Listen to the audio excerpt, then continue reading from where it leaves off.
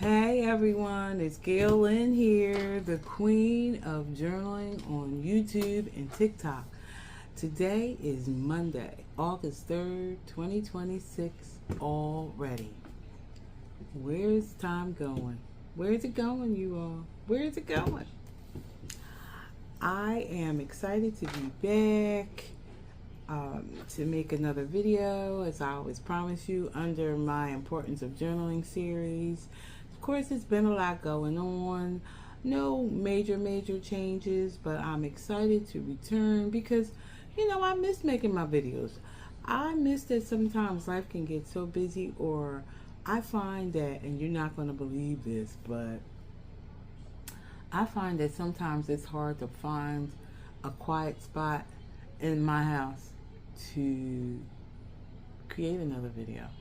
So how many of you can agree with me that in my next life, I'm going to have my huge mansion with a silent studio to create my videos?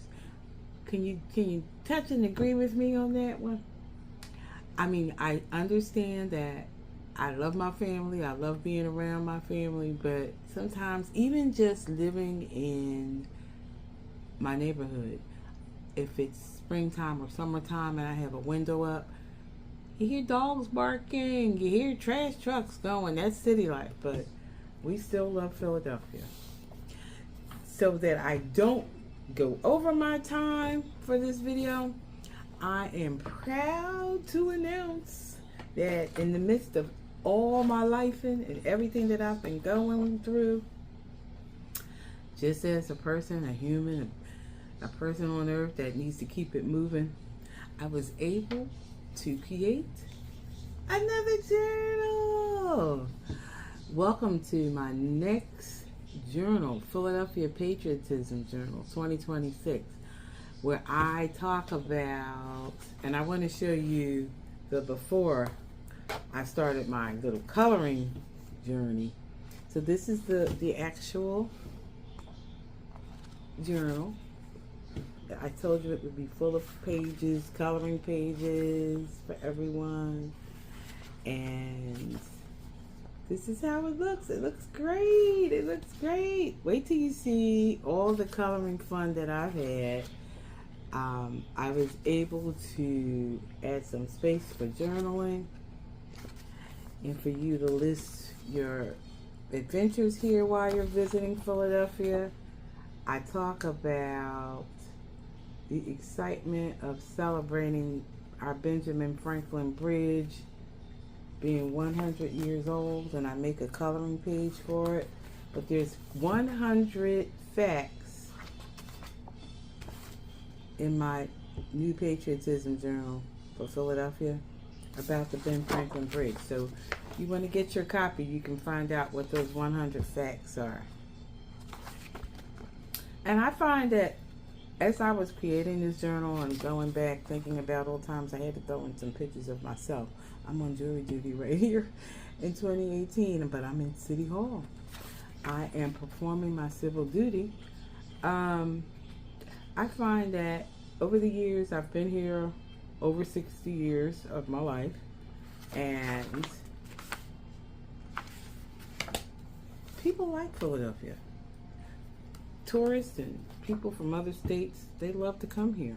And so I said to myself, well, I'm going to get this journal out this year because we want to celebrate, of course, the 250 years of our Declaration of Independence being signed.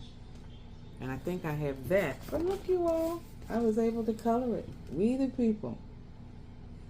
And I think it was July 1776. I showed you the pictures before I colored them, and here they are now. I'm telling you, I'm having a ball with this coloring. If you can see it, I've had a great time coloring my city. But I want to add, look, we had the FIFA or the FIFA or FIFA. I'm getting it wrong. I don't know. Correct me. But I had to throw that in here. It's the year that they came to us, the soccer tournament. And here's our Betsy Ross house. in Independence Hall. But I have some great stories in here. So get your copy. It's available on Amazon.com. I think it's currently going for about $25. And let me say that we charge this amount of money because Amazon KDP is going to charge you about $10 just to produce the paper and the cover, and because they have to make it in production. So it's not bad, but get your copy at Amazon.com. I also want to say and remind you to use acrylic coloring markers only, because if you don't use acrylic markers, you may end up with some bleeding on the next page. So use acrylic markers. You can get those also at Amazon.com. But today, that was a few of my favorite things moments. So today, under my Importance of Journaling series, I'm going to discuss with you, we did the crossroads, the setbacks, we did the next step, and now, today, we're actually going to do journaling through the unknown, with an emphasis, like I spoke on earlier last week. Well, my last video, I spoke about being in the proper mindset. Journaling through the unknown is when we don't know where our life is going. So I want to get the idea out there that I do sometimes journal about where my life is going, but I don't know where it's going. Like I just spoke into existence that I want a big house, a bigger house with a special studio room so that I can get my time in for silence and quiet time to produce my videos. I would love that. So I've journaled that, and I've set my sight on getting a bigger house in another couple of years, maybe possibly joining my sister and brother and my mother, all of us move in one big house. We don't want to go with another 30-year mortgage, because I don't know who'll all be here in another 30 years at this point. But I'm not saying we won't, but we don't want a 30-year mortgage. So when we journal the unknown, we don't know where we're going when you can't see what's ahead. That's what we're talking about today. Journaling through the unknown, trusting the journey when you can't see what's ahead. In our previous videos, as I stated earlier, we talked about journaling through life's next step and what comes after we've discovered that we've come to our crossroad, we've had our setback, and we've somehow made it through.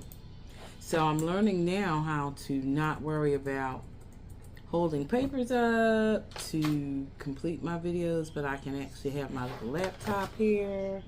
So see, I'm getting better. In the future, I want to learn how to actually video camera, using my laptop, having my sound, and making my videos a lot more creative. But I'm getting there. So thank you for your patience. I'm going to get there. When I tell you that the creation of my videos, my time here with you, is the most precious time. It's the most precious moments in my life, despite what I'm going through. Be it creating a video, coloring in my journals, writing in my journals. You'd be surprised to know how it will change your mood and cheer you up. Journaling cheers you up. I'm a witness. I'm a witness. We talked about recognizing when it's time to move forward, and we talked about making decisions. We also talk about the first step. But today, I want to ask you a question. What happens after you take the next step? You made your decision, you've journaled it, you've come to that crossroad, you've had your setback, you've made your decision on what your next step will be. You prayed about it, and you stepped out on faith, right? And now you don't know what's going to happen next, right? Have you ever been there? And I'm sure you have. If you want to, I'd appreciate it if you drop me a little story inside the comments below this video. I would love to hear from my subscribers. Sometimes we think taking the first step will immediately give us all the answers. And of course, we know immediate answers, all the answers don't ever come at one point, one time in our life. And even if we think the right answers come, you'll find out that the next day or the next week or the next month, something better comes along and you think, oh, maybe I should have waited. So don't always jump at what you think is the next step. Write it down, journal it, reflect on it, and then return to it. Give it some time so that you make sure your answer to what you're requesting and what your decision is the right decision. Sometimes our next step is the unknown, and that's where faith becomes important. That's also where our journal can become one of our greatest tools for reflection, just like I just stated. What does the unknown look like? The unknown looks different for everyone. It doesn't look the same for everyone.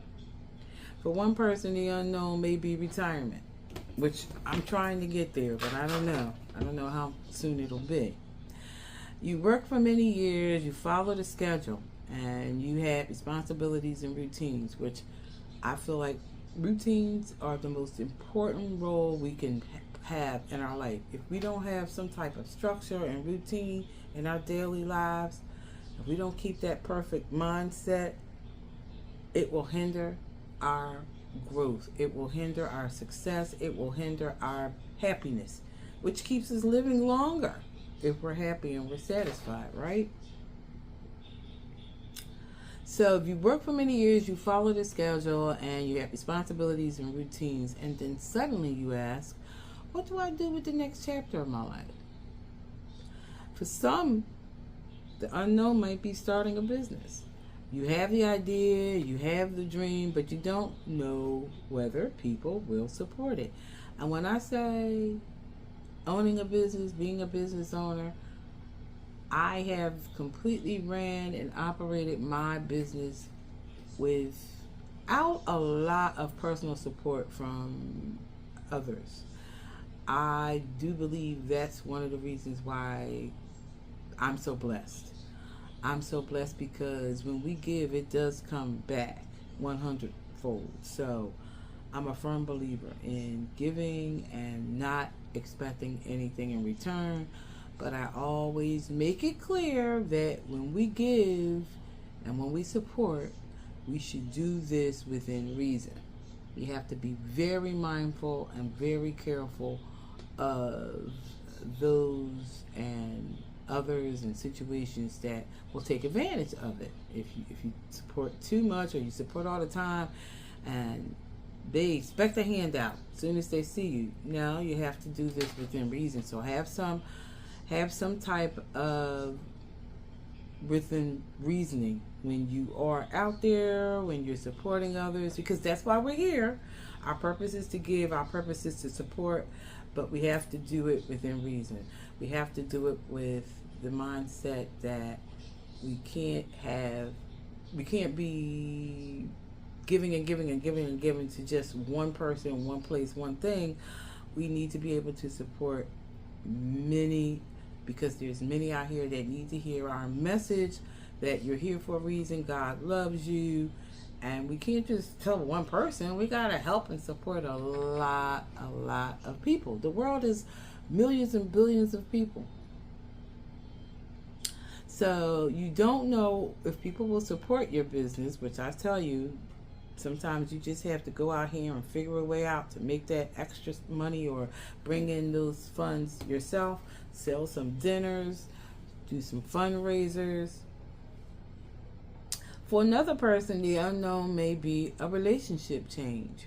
Maybe someone entered your life, maybe someone left your life.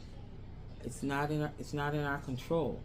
I always say that if this happens, we have to keep going. We have to keep living.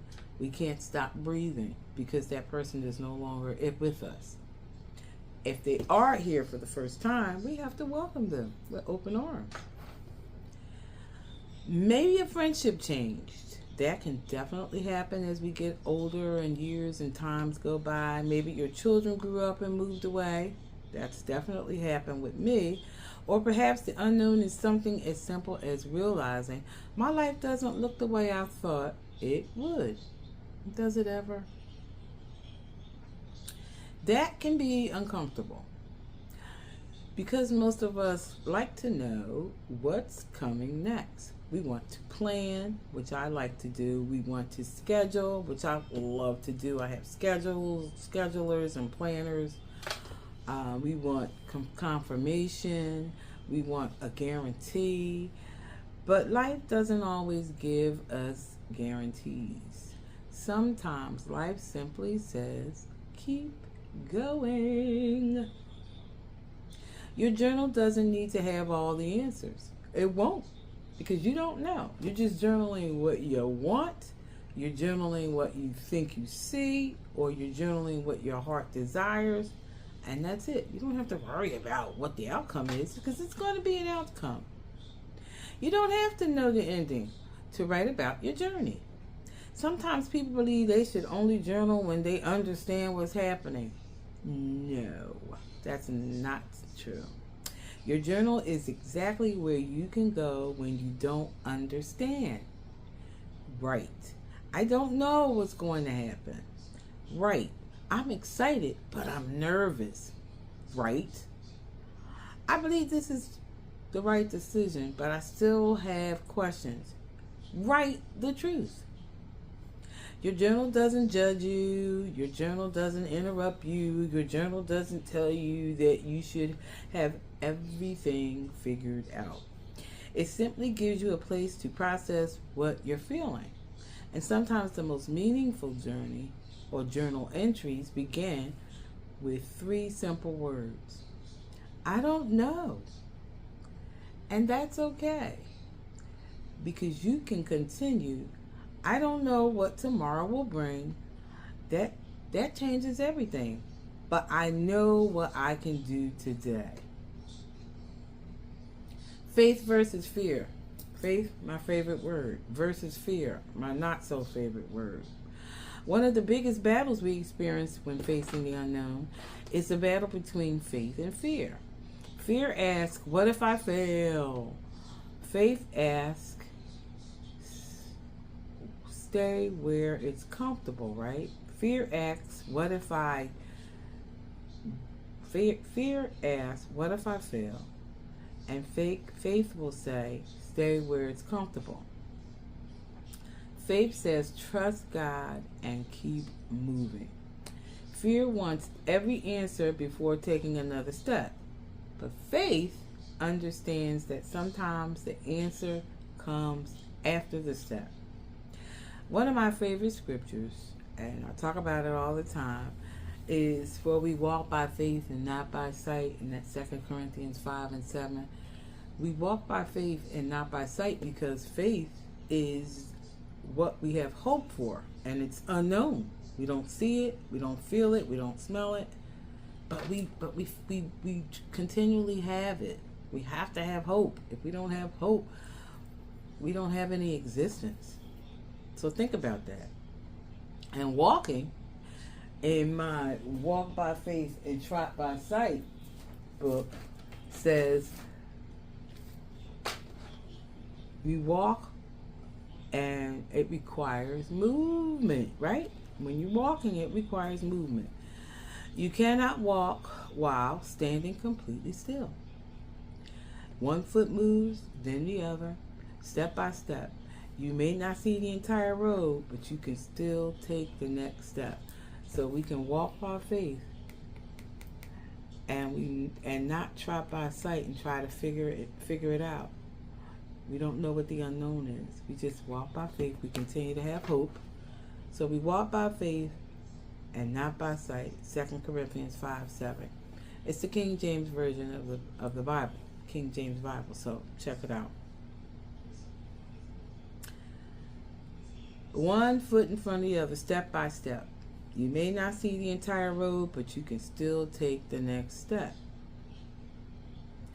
And that's something you can explore in your journaling. So you create 2 columns.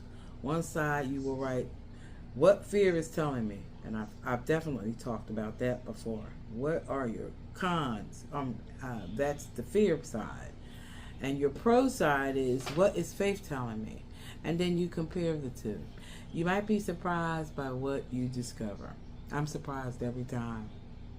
The what if journaling exercise. So I do have exercises here that I'm going to post at the end of the video. The two columns, the pros, the cons, the what if, the faith side, and I'm going to have the faith side and the fear side. We often use what if negatively, but what if can make us make the wrong decision. So you shouldn't ask yourself, what if I fail? You should ask yourself, what if I succeed? How about that? That makes sense. And we often write if we see something wrong. What if people don't understand? What if I make the wrong decision? But let's turn the questions around. What if the opportunity changes your life? What if you discover something new about yourself? That's the pro side. So you do your pros and your cons, your faith and your fear side, and you turn it all around. Instead of thinking and writing negatively, write positively. You can say, I have a fear of stepping out and selling my house and moving into something bigger at my age because I don't know if I want to be able to have to pay another mortgage for 30 years. But then I can write, what's going to make me more excited? What color is my new bedroom going to be? What furniture am I going to buy? What neighborhood do I want to be in? Do I want to stay in Philadelphia? Do I want to move to another state? Do you want to move out of the country? That's what we call writing by faith. That's journaling by faith, or faith journaling. So I like it. I like to think positively. I like to think of the glass as half full as opposed to the glass being half empty. It makes me feel better. But I met someone, or I was not even met the person, I've known her for years, she and I were talking, and she said to me, I like to prepare myself for if something goes wrong. I said, so yet to me, is you're always looking at the glass as half empty. She says, it's not that I'm looking at it as half empty, but I can accept when the glass is half full. I can't accept when something totally comes out of the blue and surprises me and throws me off track. And I get it.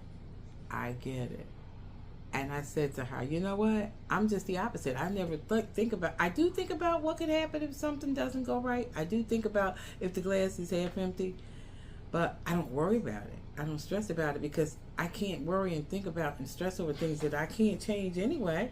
If I have no control over that glass being half empty, I'll just have to learn how to drink less water. You know what I'm saying? So that's how I think of it. What are your thoughts? Drop me a comment. Let me hear from you. Document the small signs of progress. And that's when you're journaling. You're documenting your small signs of progress. When we write a new season, we often look for something big to happen. But growth isn't always dramatic. Sometimes growth is quiet. Maybe you're a little less afraid than you were last month. Write it down. Maybe you finally made the phone call you've been avoiding. Write it down. Maybe you applied for a new opportunity. Write it down. And maybe you prayed instead of panicking. Write it down. Maybe you simply get out of bed and decide, I'm going to try again today. Write that down too. I've had those days when I didn't want to get out of bed. I've suffered with anxiety, a little bit of depression. I've pretty much got it under control, but I still have those days where I struggle to get up and get running because I'm dwelling on something negative that's going on in my life. But I can't sit here and continue to do it day after day. My mindset changes and I think, you know what? Get on up, because you can do this and you can do that and you can do this. And never say you're bored and you have nothing to do, because there's always something to do. There's laundry, there's cleaning your car, there's keeping your house clean, there's washing dishes, there's volunteer work. Never say you have nothing to do. If I'm laying in the bed and not doing anything all day, or binge watching some Netflix movies all day and not doing what I need to do, I know it's a choice, and it's okay to do it sometime. I mean, we all need rest, but if it starts going into days and weeks, we need to think about getting some support or some help. These small victories matter, because one day you'll look back through your journal and realize, I was growing even when I didn't realize I was growing. When we think God is quiet, when we think He's not there and He's not hearing us, see, that's that walking by faith part. You wait, you pray, and wait some more, and nothing seems to be happening. Those seasons can be difficult, and I've talked about that in my waiting season video. There's sometimes that in our life when we go through certain seasons, it's quiet time. We don't hear anything. We don't hear from anyone. But the silence doesn't always mean nothing is happening. Think about a seed planted underground. For a while, you see nothing. And I know I've experienced that. I've planted, I sat there and waited, and nothing's come out. And then all of a sudden, you see no flower, no leaves, no visible growth. Something is happening all of a sudden. Roots are forming. Boy, when you see those roots, you get a little excited. When you see that little root spring up out of the dirt and under the ground, growth is beginning. Preparation is taking place. Their life can be the same way. Sometimes God is working in places you can't yet see. So journal during your waiting season. And as I always state, write your prayers. That's one of the reasons for my Walking by Faith and Trodden by Sight journal. Write your prayers. Write what you expect. And I actually assist you with little prompts on how to take your prayer step by step until you get to your answer. So check it out. It's on Amazon.com as well.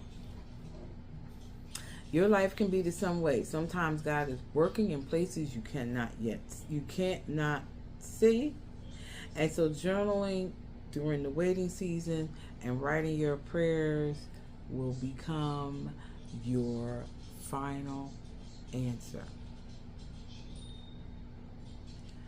So I hope you enjoyed this video today on journaling, and we're going through the unknown, and we're trusting the journey when you can't see what's ahead. Hopefully, I am working on my video for next Monday on mindsets.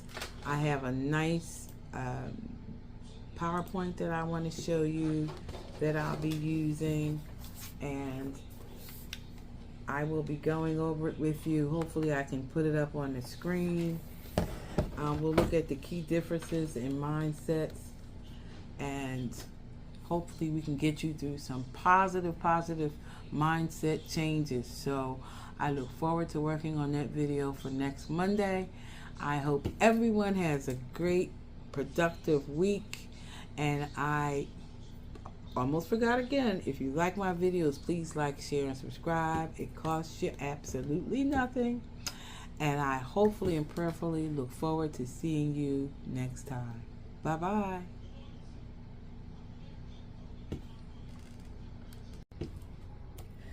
And in all my excitement of talking about my new journal that was just released, I think it was released around the 26th of July, which is a great day because it's also the day that we welcome, and I had to put it in here. I said, oh, see, if I had just waited one more month, I could have included this in my patriotism journal.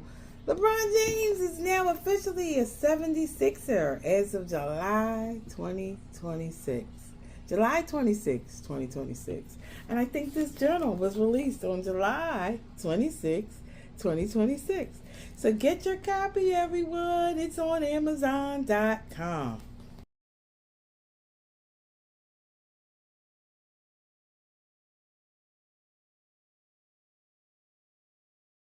Galen Crawford. Galen Crawford, Queen of Journaling.